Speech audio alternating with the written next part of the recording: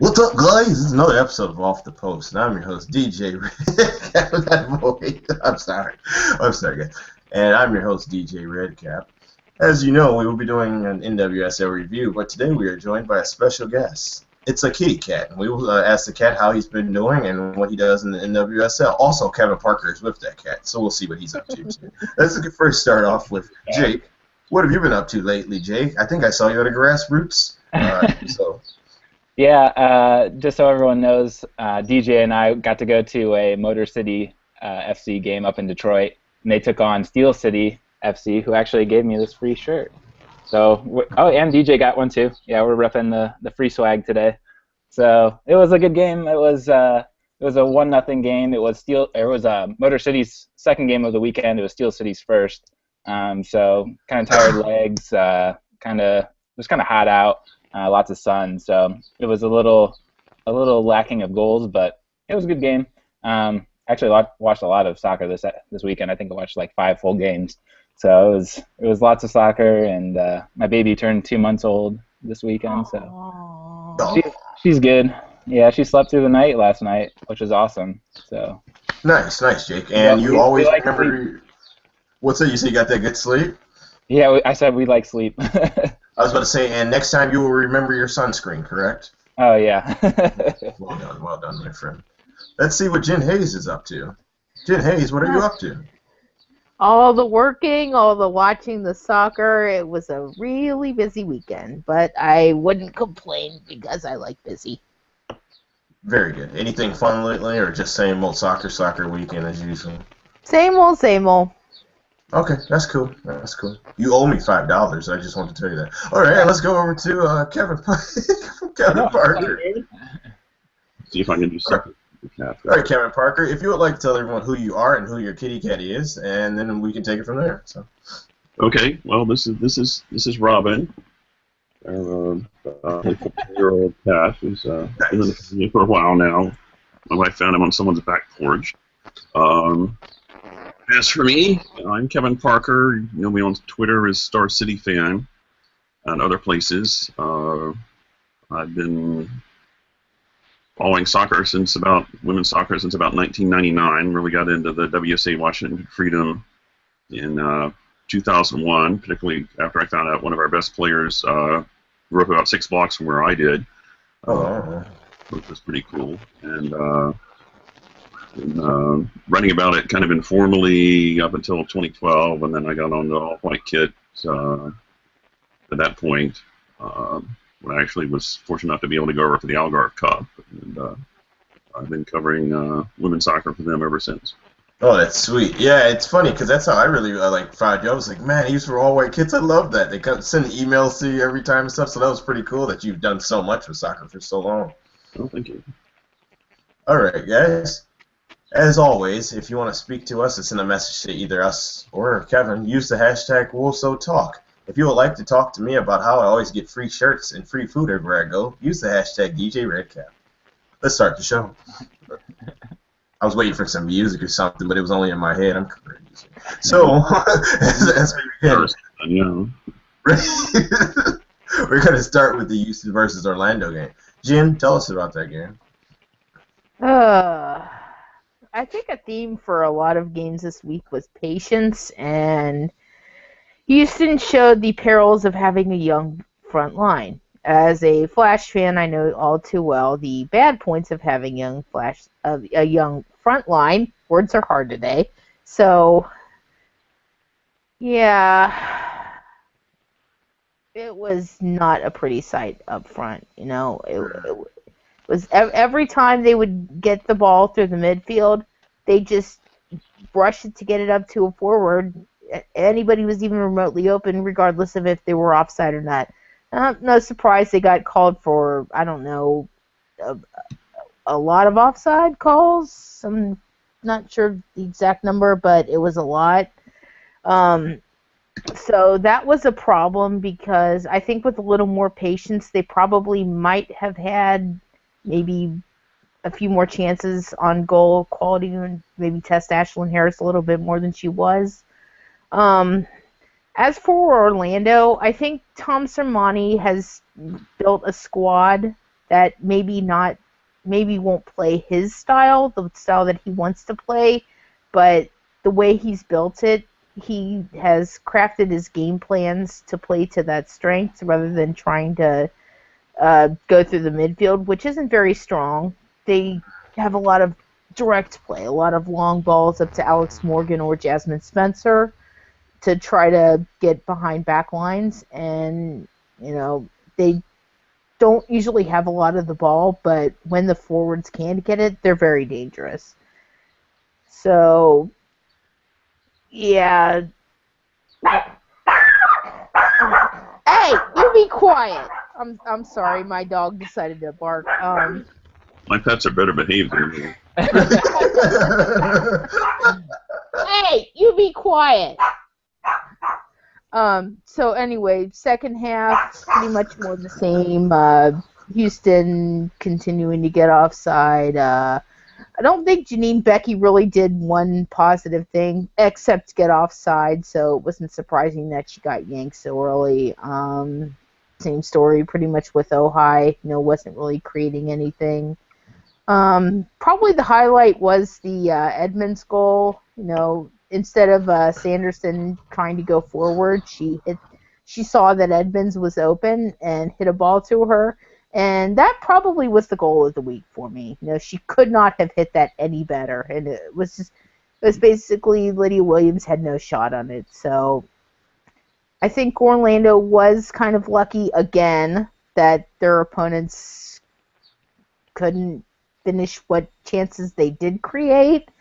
But the bottom line is the defense did their job. They got out of there with the shutout and 3 points, and they're actually currently sitting pretty on the table. And as for Houston, got a lot of work to do. I think a lot of us had them pegged as a top 2 or 3 team, and they're just not playing to that level. Don't know how much of that is not having Carly Lloyd, but if missing one player is the difference between being a good and a bad team, were you really that good to begin with? So I think Randy Waldrom's got a lot of work to do this week to try to get a result against Washington, which, even though they lost this week, is going to be easier said than done. Nice. And Kevin, is it? Can I ask a quick question of Jen, real quick? Yeah. So, having watched Houston throughout the season, they were fantastic in that first game. Their offense was really clicking, and then Carly Lloyd went down with an injury. Do you think they're struggling because they haven't found that person to fill in to that number 10 role and really link the play between the Morgan Bryan and Andressa and the forwards? Seems like they're very direct in getting that ball up to their strikers, and they're kind of bypassing that central attacking mid almost. I don't think it's so much not having a person. I think it's the fact that they don't have that experience. Because if you look at the front 4 that they have, Becky and Daly are both rookies. Ubagagu had 1 season overseas, and that was it. And Ojai's only in her 3rd season. And you look at a player like Carly Lloyd, who's been on the national team for over a decade, has, in her 7th season of professional play, that's a lot of experience to replace. And, while O'Sullivan has spent some time overseas, it hasn't been in a truly professional environment, and I don't think she brings the same experience. So, like I said, it's a very young front line without that experience. Their impatience, I would say, is showing through, and it's not getting them results. All right, Kevin, is there anything you want to add to the Houston or Orlando game? Me, no. I caught some of it, so I don't know. I mean, that was a heck of a goal. Several people said as soon as they saw that, well, we got our goal of the week, Yeah. Or whatever. Mm-hmm. Very good, very good. Yes, I think Jen did actually cover all of that. I was looking for something. I was like, she hit everything in my notes, so there's not much else to say. All right, we'll wait to talk about the game of the week, but we will talk about Boston versus FC Kansas City, which is, Jake, what do you want to mention about that? Well, for Boston Boston fans, finally get a goal. We can have a sigh of relief for that. They didn't go 6 whole weeks without scoring a goal, which, kind of going into that game, you really wondered who's going to step up and actually score for the team. And, to get the goal and to keep a clean sheet and get the win in the same game, that's really great for that group. It was interesting to see that Matt Beard decided to go with a different. He reshuffled his lineup. We saw kind of a 5-3-2 almost with Pathman and LB out wide, and then just seeing them take a different route for once to try to score a goal. You go 5 games with essentially the same lineup. That 4-2-3-1, and it wasn't really working. And it was nice to see that they tried something different. Again, it was a set piece goal. Whitney Engen, getting on the end of it, right in front of. I believe Jill Ellis was in attendance, so that's good for her. See the form of the national team players who are especially on the bubble for the Olympics. So that's good for her. It's great for them to score. Not so great that it wasn't a striker who actually scored it. I think that's the only nitpicky thing I could pick out from that game for Boston. For FCKC, I think it's a little bit of time to panic almost. 6 games without a win. Their attack is looking it's very dour. They can last week I broke down their game versus Chicago, and the thing it was, they're getting chances. They're getting the ball about 2/3 of the way to the goal, and then they don't really have any ideas going forward. Players are making the same runs off the ball. Everyone's kind of crowding the same space. No one's really that elite chance creator up top. So, you got to really wonder, they were trying different people out. Second half, we saw Tiffany McCarty come in.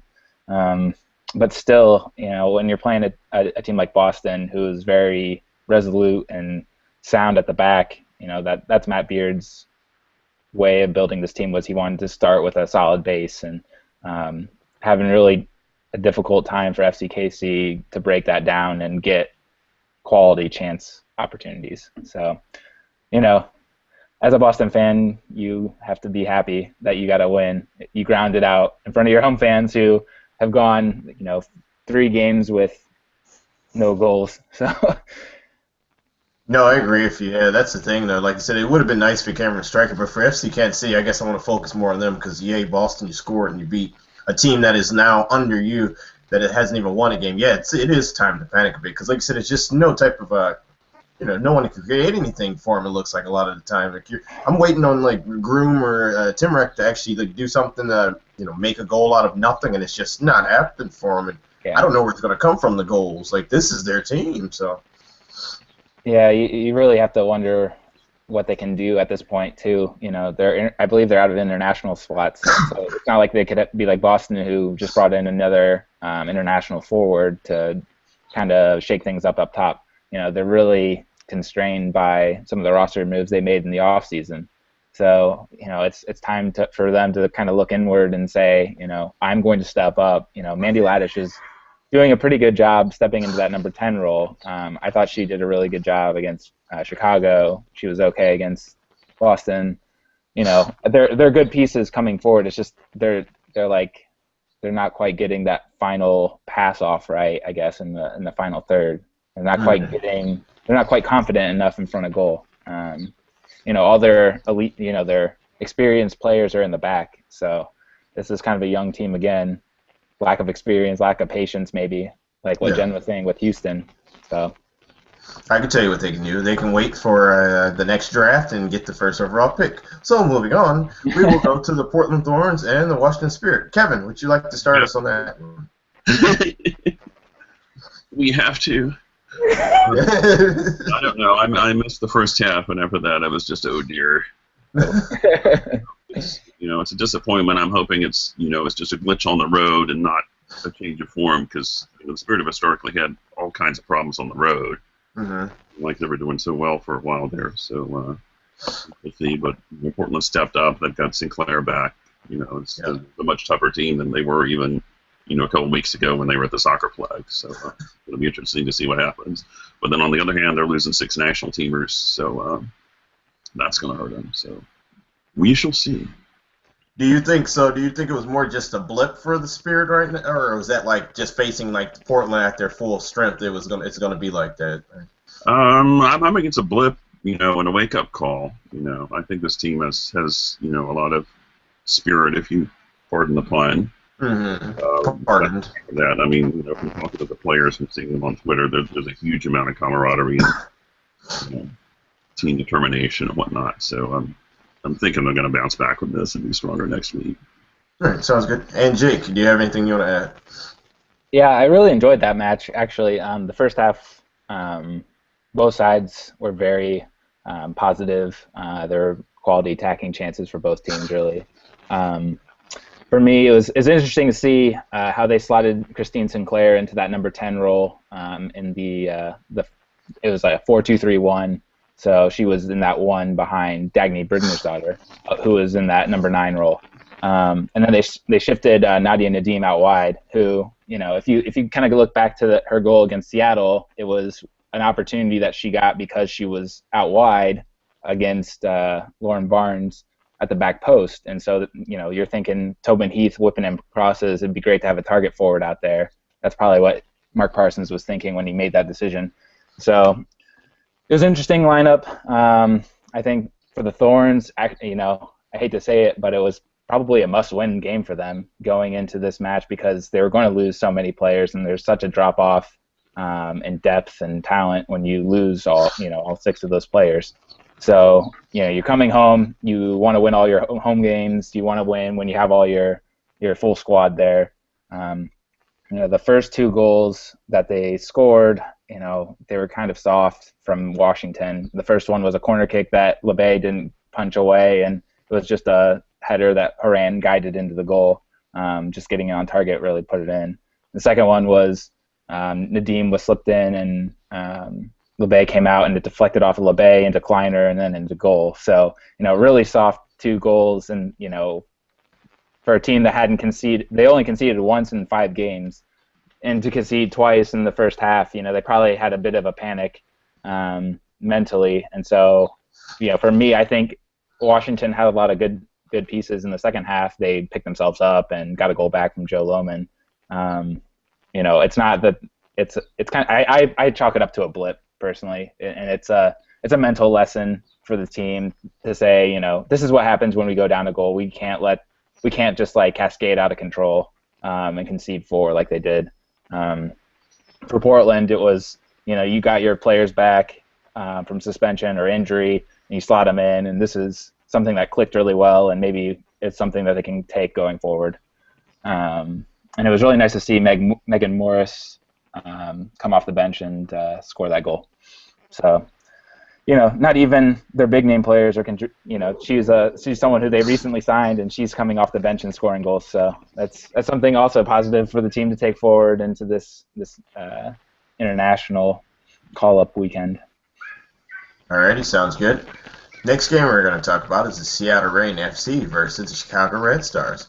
Let's go over to you, Kevin, and you can tell us your thoughts on that game. Seattle Reign and Red Stars. I missed that one because I was actually at an amateur game. Oh, we're going to talk about that, though, soon. Jen, you have to do it, man. Great.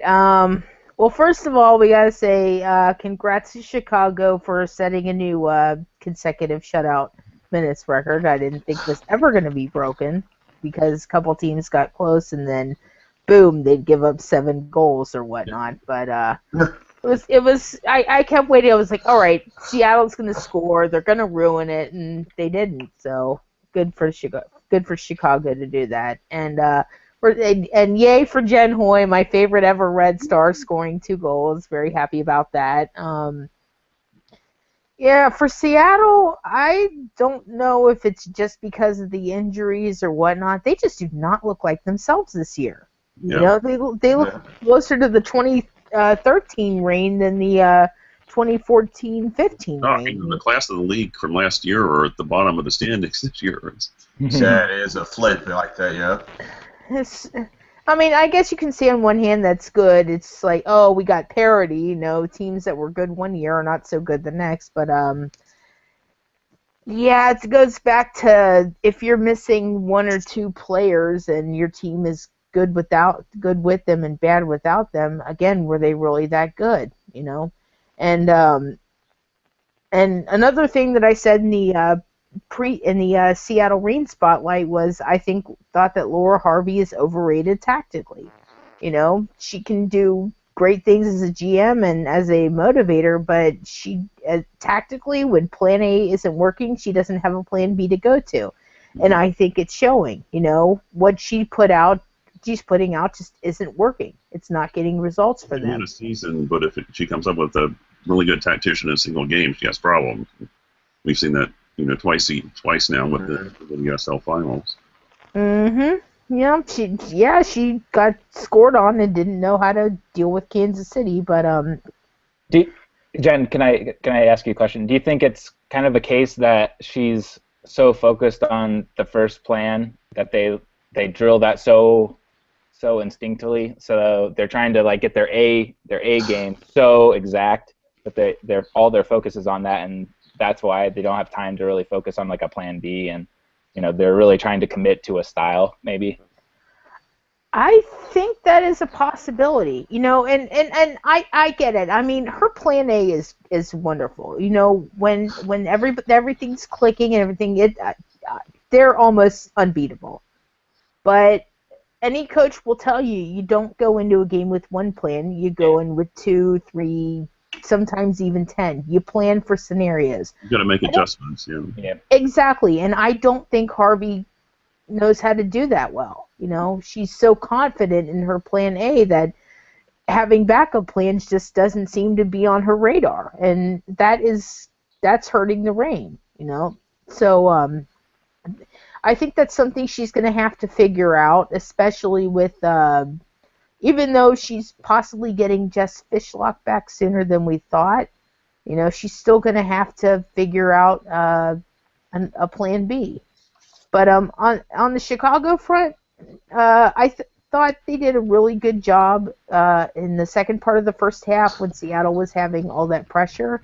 They did a really good job of preventing that pressure from turning into true scoring opportunities. And they had two really one goal was kind of lucky that Kopmeyer couldn't fully hold on to Press's shot, which was a good one. And they had Hoy there put in the rebound. But then the second goal, it shows the problem with Seattle's backline. They're really slow. They play a very high line and they're not very fast. So if you can get somebody in there behind offside, they're going to get in trouble. And lo and behold, Jen Hoy got on a beautiful ball from DiBernardo, and the Reign backline wasn't able to catch them, and they were suddenly down in the 2-0 hole. And credit to Kim Little for being Kim Little and putting away a penalty kick, but they just weren't really creating much all game, and I think the scoreline flattered the Reign actually a little bit. I thought Chicago could have easily won by 3 or more goals. So, and it should be back to the drawing board for Seattle, and another good win for Chicago. Their first ever in Seattle, by the way. All right. So now let's move on to our game of the week. Personally, I don't want to talk about this game, and it didn't exist to me. It was the Western New York Flash versus Sky Blue. You can already hear the laugh from the Flash fan over here. So we'll go down and let everyone say their little piece. I guess I'll say some of mine real quick. Defensive breakdowns left and right. As you can see, O'Hara, when she pushes forward, it helps us, but it also hurts us because then the defensive breakdowns are even worse. Defensive breakdowns. I said that word funny. So I'll let you guys continue and go more in depth because I know you're going to say everything that I've already wanted to say and more. And we will start with you first, Jake. Please, rip Sky Blue if you feel like. Oh no, let's let the Flash fan. I'll let Jen let her take gloat. it. No, yeah, she would follow it along. It was our game of the week, so. Yeah, go, Jen. She will do it justice. Okay. 2 questions first off the bat. where has this Flash team been all season, and can they please stay for the rest of the year? So that's my two initial thoughts. Going more in depth, I don't know what Christy Hawley was thinking on those defensive set pieces, but he needs to never do that again because they were getting destroyed by on their set pieces. I'm like, what are they doing? It's not making any sense. They're not making proper adjustments. That scoreline about accurately reflected how in control the Flash were, you know. And what I talked about the Houston game, I talked about them showing a lack of patience. The Flash was completely the opposite. I thought they were actually being very patient with their attack. You know, they weren't just looking to go to the nearest person regardless if they were offside or not. You know, they were being very careful, didn't take a huge amount of shots, and the shots they put on goal were goals. So for once they were being selective about their shot, very good about their shot selection. You know, they weren't trying to force it, weren't taking half chances, and it was working for them. Second half, I think Sky Blue kind of caught up a little bit, and a lot of that has to do with them bringing in Leah Galton, because she was an absolute handful for the Flash defense. She was pretty much the spark plug that maybe someone like Raquel Rodriguez would have provided had she been able to play. So it was a very good debut for her, even though she didn't score. You know, she looked active. It was creating problems. Goal from O'Hara was another goal of the week contender. You know, she just hit that so perfectly. Not quite sure if Sabrina D'Angelo did the best on that. I thought maybe there was a slight possibility it could have been saved, but I'll put more of the blame on the defense for that. I thought whoever was supposed to be on her should have stepped a little bit earlier, but and then the two penalty kick calls, or one no call. Everyone was like, "Oh, that should have been a penalty for the Flash." I didn't see it. You know, got old ball. Maybe there was a little bit of physical contact, but it wasn't enough for me to warrant it being a penalty. And then on the other hand, everyone was saying O'Hara flopped to get that penalty. I didn't see it. It was a takedown. You know, it was a fair call. I'm disappointed that we gave up a goal on a penalty, but I'm not going to argue the call. You know, Taylor Smith screwed up. She did take O'Hara down, and good on Killian for getting her first goal of her NWSL career. So even with the slight issues that were there, you know, because it wasn't an absolutely perfect game from the Flash, I was very happy. You know, we got 5 goals. It was the best performance of the season, even better than that Orlando performance. Although I will say that Lynn Williams goal made me even more mad about that shot she hit off the crossbar last week. I wanted to reach through my screen and shake her. Why couldn't you have done that last week? That was a harder shot this week. Then you had an open net and you put it off the crossbar. Come on. But yeah, that's pretty much my only quibble with it. You know, and I hope they continue this motivation. God, words are so hard today. I hope they continue this momentum and start picking up a few more points. All right, let's go over to Kevin. What have your thoughts been on the Flash this season? What's on the Flash? I haven't thought a whole lot. I mean, I was really kind of astonished they came out that strongly because, you know, they didn't look that great against the Spirit. You know, not a pretty loss. Yeah, I was expecting them to finish toward the bottom of the table, and they hadn't shown me a whole lot. But you know, maybe they can turn it around. We'll see. And then let's go to Jake. Your thoughts on Sky Blue?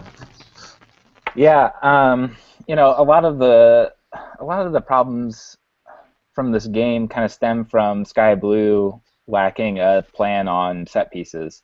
You know, 3 of the 4 goals in the first half were because they couldn't clear their lines. And on the men's side, I'm an Everton fan, and Roberto Martinez was famous for not practicing set piece defending, and we just conceded goal after goal after goal because we did not train set pieces, and to see those goals go in, it's just something that it's like so simple that you could practice, a couple times a week. It's something that frustrates me as a defender. That's something that you can handle. You should be prepared for, and as soon as Sky Blue went down 1-0 early, it just seemed like they were lacking that bit of bite that they were. That first game in Seattle, they really had that. The games that they've done well in, they've had this really dynamic bite and tenacity to them, and they were just clearly lacking it this game. And after that third goal, you saw the team like huddle up after it was 24th minute, and they're huddling up mentally like, what are we doing wrong here, guys? Like, and to watch it go down, it was kind of out of the blue, but at the same time, you want to congratulate the Flash for, they're taking their chances. They were very clinical on the day. Jess McDonald and Sammy Mewis got their goals, and Lynn Williams, that one went in, and I was actually, I was happy that Han got the goal. She came in for, Kennedy was pushed back to defense, and then she slotted into midfield, and she took her chance well too. And for the Flash, they've been making chances all season, and this was the game that just everything was clicking. They took all their chances, and Sky Blue just happened to not be on the ball that day, and got punished a lot. So for them, I think their homework is set piece training, and to just get that bite back. I really think they did miss Raquel Rodriguez in the midfield, and I'm surprised they didn't put Ashley Nick in instead of her. I don't know if she was injured or not, but I think that she would have added a little bit more bite. And for me, Samantha Mewis, the way that she controlled the tempo and the way that she took control of the game, she was my player of the week, which we tweet out every week. So that was my thought on the Flash and Sky Blue there. Well, I'll accept this beatdown. I'm not going to say anything wild or crazy and piss any fans off as I usually do. I'll take it. Like I said, it was just defensive breakdowns. Hopefully you fix these in training, and the next time we see the Flash, we'll be a better team. I'm not going to get mad.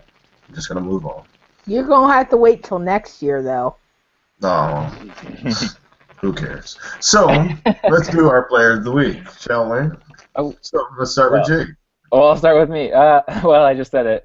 Sam Mewis. I just, as a,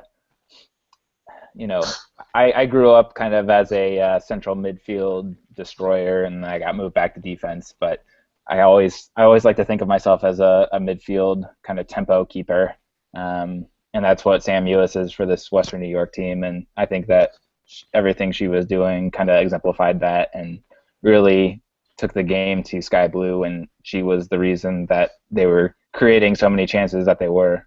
And she got her goal as well, which kind of started the spiral for Sky Blue in the 19th minute.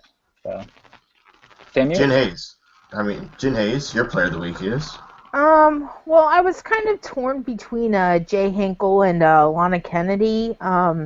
Hinkle for actually hitting her corner kicks well for once, and Kennedy for slotting back into her natural center back position, because she's been playing defensive mid for the Flash, but for the Matildas and for her W League club, she's been a center back. So, I mean, you could tell she was much more comfortable. She's pretty much killing off whatever Sky Blue offense was able to get through and helping get the ball up to the midfield. So I thought she had a really strong game, so I picked Kennedy. Kevin, if you're forced to pick a player of the week, who would that be? Well, I'll probably go with the easy choice and say Jen Hoya with the 2 goals. That's probably the one who's going to win it officially, too. So always the goal scorers, but seems like a solid choice anyway. There's always all options. No, I went with Jin Hoi too, actually, because it's like she's finally getting those goals that I know she can get using her pace and everything. And like I said, that beautiful ball that was laid to her, she couldn't mess that up. I feel like I understand what Dames wants to do by playing all his best attacking players, just trying to get them on the field. So if Hoy can continue to put in goals, then it'll be great with while they have press for the time being. With her and well, we need Horeta to start to getting some goals too, and then it'll be a nice little combination of attackers. So I went with Jin Hoy and especially because Graham was messaging me talking about Hoy. So that's for you, Graham, too. All right, guys, let's go with pick our teams who's going to win next week, or as we always do, who's going to make us go 1 for 5 next week. I'll start first. I was 3 for 5. I think I was 2, so I did it. I had one. Western New York Flash versus Boston. All you do, Kevin, just pick a team you think is going to win. Kevin, who you got? I'll go with Flash for that one. Nice. Jen, who do you have? I'm half tempted to go with Boston to continue the reverse defeating against the Flash to make sure the Flash win. I'm going to go with a 2-0 Flash win. Jake, who do you have? I'm also going to go with the Flash, and I'm also going to go... I'll go 2-0 as well. Ooh, I just can't choose Boston Flash. I mean, that's nice you got that goal, but I can't trust you still. Let's go with the Flash to win. Houston versus the Spirit. Oh, this is easy. I'm going to go with the Spirit. Who do you have, Kevin? Spirit? I'll go with the Spirit 1-0. Nice. Jin? I'm also going to go with a 1-0 Spirit win. Jake? You know, I'm very, very torn. You know, Houston at home, you would think that they would be, they would be okay, no matter who they're playing. But, you know, the performance they put in last week against Orlando, you really have to question their attack. And actually, I'm going to go 1-1. I'm going to say the Spirit kind of work things out, but they're going to focus so much on fixing their defense that they're not going to be as dynamic attacking wise. So I think a tie is probably about right. It's weird to think of like a Houston team where I can't see them scoring goals. So I guess I felt like I had to go to Spirit. Echo. FC Kansas City versus Pride. Kevin, who do you have? I'll go 1-0 for the Pride. Jen. I want to know what the hell is Echo. Oh yeah. Somebody's causing it. I am gonna go 1-0 Pride. Who do you got, Jake? I'm gonna go 2-1 Pride. All right, let's go with Portland Thorns FC versus Seattle. Who do you got, Jake? This is a tough one because Portland are going to be losing all their players, right? So,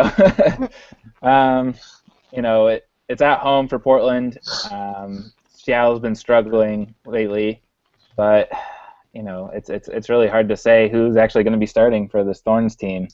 You know, again. Oh, this is really tough. I'm gonna go. Let's go 1-1. Portland Thorns tie with Seattle. Jen.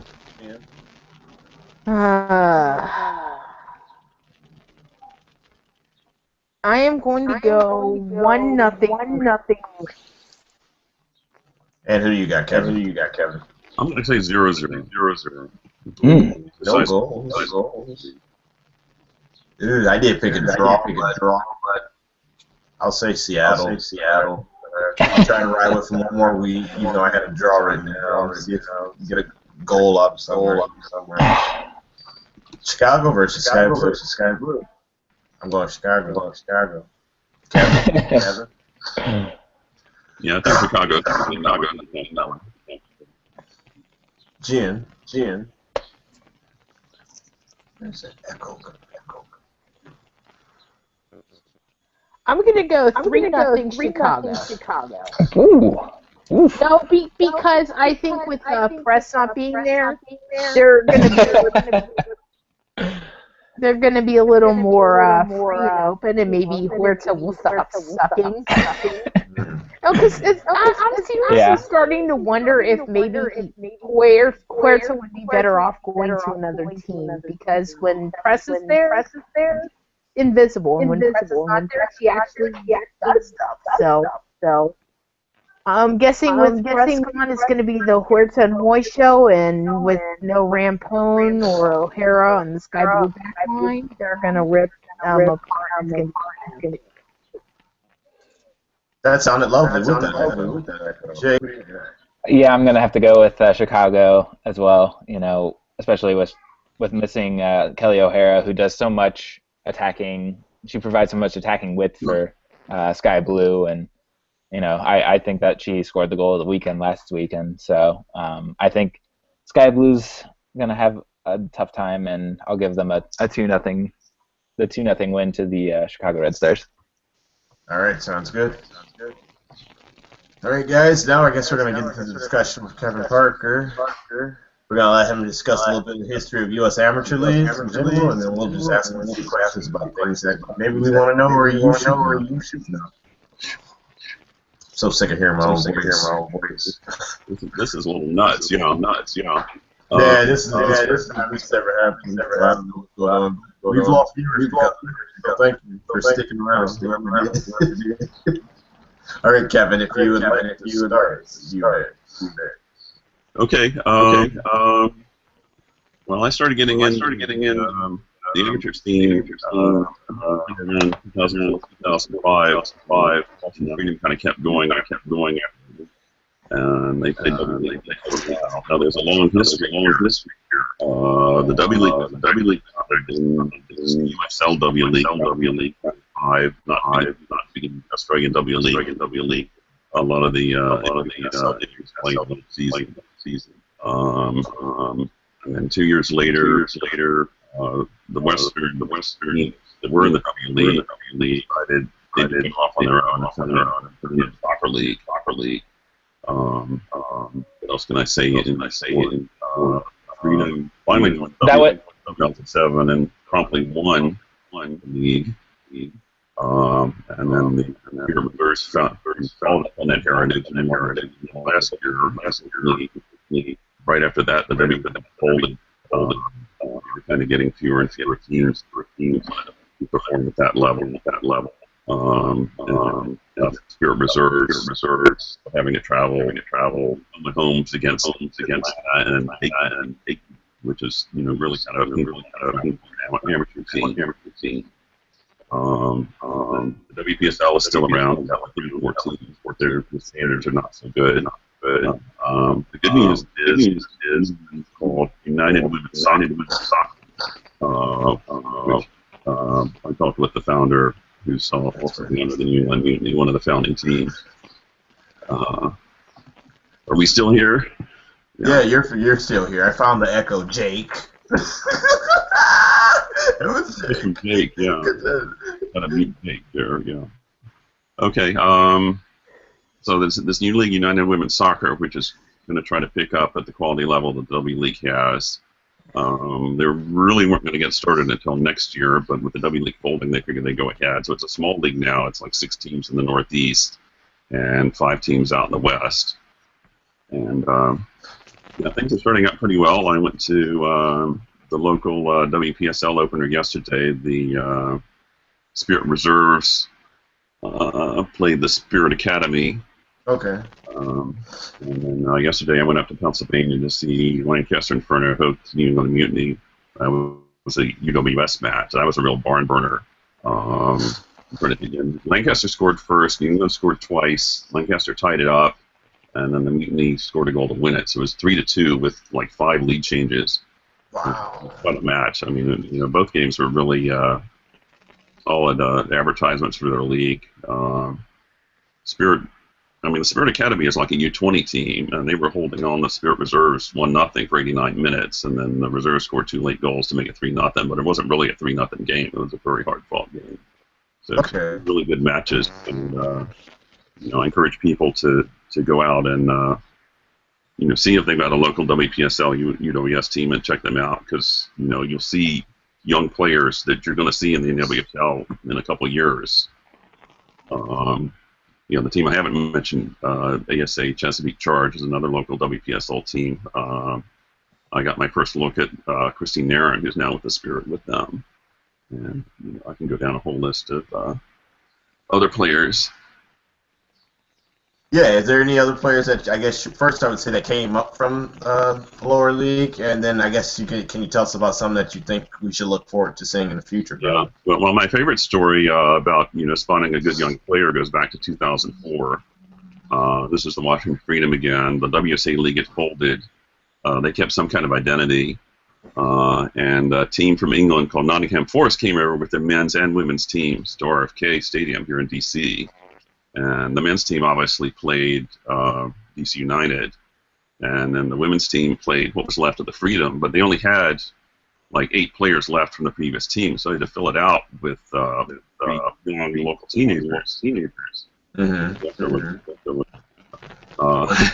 One second, that echoes. We got rid of it again. Yeah. Okay. Okay, there we go.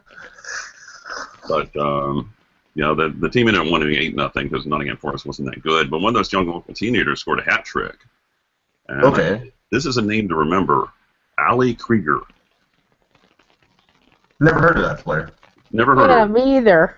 I don't know what happened to her. Yeah, but I mean, other things. The 2007 team that won the W League, that was really, they took that team with, Lori Lindsay, Sarah Huffman, who's now Mrs. Abby Wambach. Who else? Ali Krieger was on that team. Yeah. And added Abby Wambach, Kat Whitehill, a couple national team players, a bunch of internationals, and got a team that made the playoffs in WPS 2 years in a row. So, I'm trying to think anyone else, but, I think in general, I went through the entire team that won the World Cup last year, and there were only 5 players who didn't play in the W League at some point. Okay. So, that's interesting. That's very interesting, actually. Mm-hmm. Okay, as for players to look at now, I mean, I'm really fortunate to have the 2 Spirit reserve teams here because they're both really quality teams. The reserve team last year, they got 2 players who started in the NWSL. Carson Pickett, who's playing in Seattle. Caroline Casey, who actually started in goal for Sky Blue when the Spirit went up there, though she's unfortunately been cut. But they've got 4 players who were called up earlier this month for the U23 national team. The academy, I forget the exact numbers, but they got 3 or 4 players on the U20s and a couple players on the U18s. So there's a lot of players to watch. If I had to pick one name, it would be Andy Sullivan. Okay. Who plays for Stanford right now, but pretty much everyone's expecting her to be the #1 pick in the 2018 draft for the NWSL, and they're just wondering how much longer it's going to take for her to get called up to the full national team. But I've been watching her since she was in high school because she joined the back when it was the DC United Women, even before the Spirit came along. Yeah, that's something worth mentioning. The DC United Women were a W League team, and that was the same organization that turned into the Washington Spirit when the NWSL came along. So, there's organizational stuff. Sky Blue's got W League heritage. They started out as a W League team. What else do I want to say? Andy, this one of my colleagues said, you're sitting there watching a W League match, and you see a player do something that no one in an amateur level should be able to do, and then you say, oh, that's Andy Sullivan. That's just what she does. That's insane. So, but there are a lot of good players to look for. Ashley Herndon, Brittany Bassinger, Megan Darty-Howard, Midge Purse, Jackie Stingle, who's Katie Stingle's little sister. Katie plays for the Spirit. Yeah. Maddie Hooster, who's Tori Hooster's little sister, who plays for the Spirit. There are plenty of players to watch for. So, again, get out to a WPSL or UWS or whatever game if you chance, because you never know who you might run into. That's good because we're doing our grassroots segment, and like I said, I got to see my first WPSL game. Like I said, it was actually a pretty good game, and my friend who went, I played soccer with him. He said he actually enjoyed it because he went in with low expectations when we were thinking of it like being a little lower league. But he was like, "Well, it's actually good, talented players and a really good game to watch." So it'll surprise you how good some of those games can end up being. So we'll let Jake ask a question that he may have first, and we'll let Jim. Oh, there goes an echo. So Jake is ready. All right. You said that you were at an amateur game this weekend. Was that the Washington Spirit Reserves, and how did that game go? Yeah, I went to 2 games this weekend. The Spirit Reserves played Spirit Academy at noon Saturday in the rain. And, yeah, I mean, it was a really good match, hard fought. As I said, it was 1-0 to the 89th minute. But, you know, it was really quality soccer. It's always tough. You know, just so early in the season, you know, them saying, the coach was saying, you know, half these players, you know, hadn't even met each other before this game. So, it's always tough. Yeah. Well, I mean, the downside of the amateur thing is, you know, the head coach also said, you know, they got 10 games this year. She's expecting to have to play 10 lineups because, you know, people are getting national team call-ups. You know, sisters are getting married. It's the summer. People are going on vacation. So it's always, you know, a little more complicated than the pro teams where you pay people to show up every day. So. Yeah. And then Sunday's match at 5, which is why I missed some of the NWSL action. Lancaster and Furner were hosting the New England Mutiny, which is one of the really storied amateur teams in the country. And one of their boasts is they actually played, I think it was the Chinese national team years ago, and I don't think it was, you know, at the caliber of the 1999 that went to the Women's World Cup. But, they beat China. Wow, they beat China? That's pretty cool. Nice. What was I about to say? Oh, yeah, the one thing I noticed about the WPSL, which me and my friend were joking about, was like the mass substitutions we kept seeing the coaches doing. Like that, we thought that was pretty funny. It was like it looks like a football team coming out there where there's like a ton of people come in, line shift, a ton of people go out. So we thought that was pretty cool. Yeah, that's kind of one of the criticisms of the WPSL is the standards are pretty lax and they're unlimited substitutions. Yeah. But they're almost platooning at that level. I mean, I think UWS has like 7 subs. The W League used to have about 6. So it was a little more generous than the standard, but it wasn't the ridiculous thing that you get in college or WPSL. Right. And Jen, do you have a question? Yeah, this is more of a general question, but do you see every NWSL team having a reserve squad in either WPSL or UWS in the future? Yeah, that's something I'd really like to see. Something I probably should have said. I mean, the Spirit obviously have 2 reserve teams. They have an amateur team and basically a U20 team. And I talked to Jim Gabar, and he said, you know, if they had infinite resources, what he would like would be like a true reserve team that the pro team could rely on when it needed to, and not, you know, one without NCAA eligible players, so they don't have to worry about, you know, professional issues and whatnot. But I mean, Boston I think has like 3 reserve teams now in the PSL. Chicago has at least 1. I'm not sure about anything else. I get the impression that some of the other teams have amateur sides, but they don't compete at a national level in like the WPSL or UWS. But it's something I'd really like to see, and I think it's something they should push. You know, the NWSL should be more about the NWSL. It should be about women's soccer in general. But obviously, you know, the first thing is to make sure the NWSL lasts. But I think they should start looking into that at some point as well. Nice. Sounds good. All right. Well, I guess I can ask my question since it's more important than what these panelists had to ask, actually. My question for you, Kevin, is a serious soccer question. What is your favorite food to eat? I was warned about that. I'm not even a meat and potatoes guy. I'm like a grilled cheese sandwich and peanut butter on Ritz crackers guy. I'm very basic. I can eat breakfast 3 meals a day.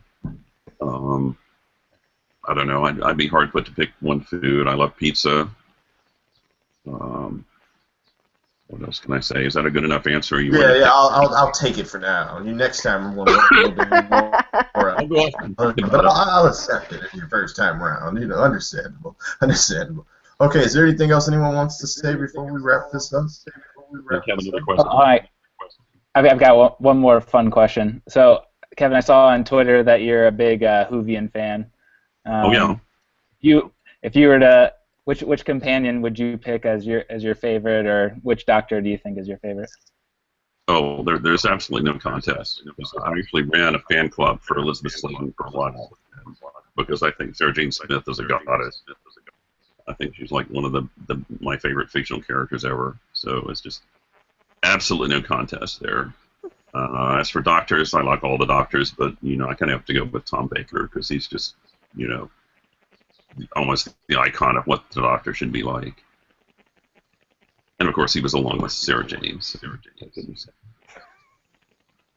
All right, well, I didn't know what to say. I was lost for those 2 minutes. All right, guys, well, I'll wrap up that episode. This is another episode of Off the Post. I'm your host, DJ Redcap. We'll be back next week, and hopefully we have a special guest. We're working it out. We'll tell you who that special guest is. Let's all thank Kevin for coming on. Give him a round of applause, some people. Yeah. All right, guys. So anyway. I'm losing you, but... Right. It's all right. Thank you, Kevin, for coming on. We appreciate it, though. Like we're really loving the amateur stuff. Like I said, now I know I'm going to go to some games even more because I really enjoyed it. So thank you for giving us that history on all of that. We really appreciate it. Yeah, we'll be back next week talking about games and stuff. Other than that, I think that's everything. We haven't done any like special gift surprise later, so maybe we'll discuss that amongst our group. All right, guys. I guess we got to show Kevin how we end every episode. First, we need to get Jake to fix his echoing problem. But yes, you raise your right hand, Kevin, and you put it in front of the screen. And then you start to wave it. You just wave away and wave away. There it goes. See, people learn this so easily. It's so fun. See you guys. Take care. Bye-bye.